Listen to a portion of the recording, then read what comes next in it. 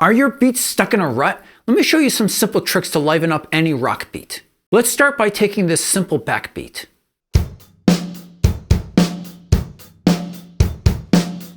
We can make this more exciting by just adding in some extra hits on the hi-hat. Take these for example.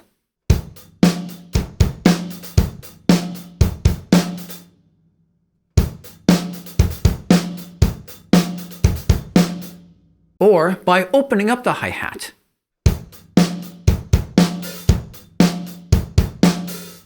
Or some combination of those. The key is to avoid repetition.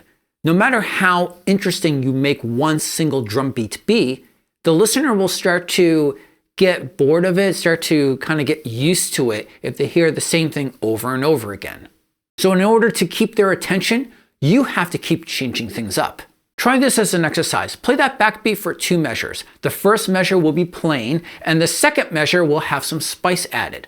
Repeat that process, and every single time you play that second measure, play something different, even if it's only a minor change. The key here is to try to exhaust every single combination you can think of.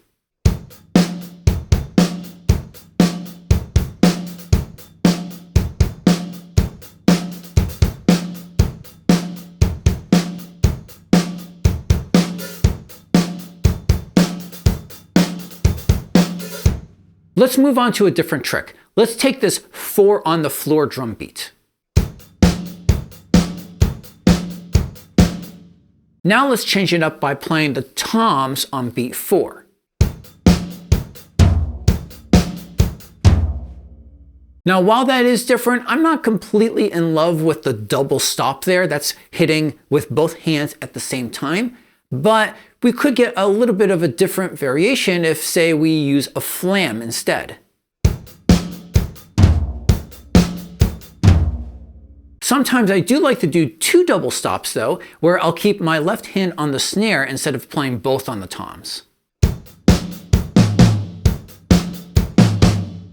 And like with our earlier example, try to mix things up.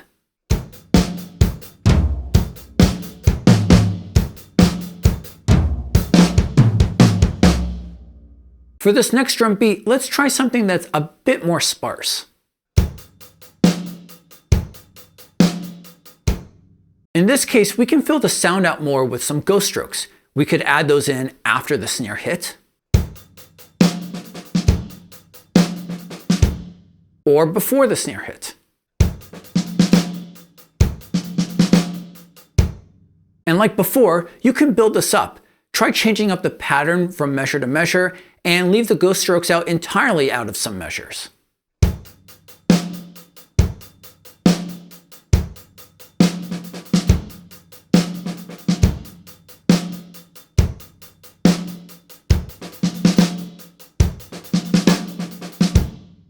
The next step is to make your drum fills more interesting as well.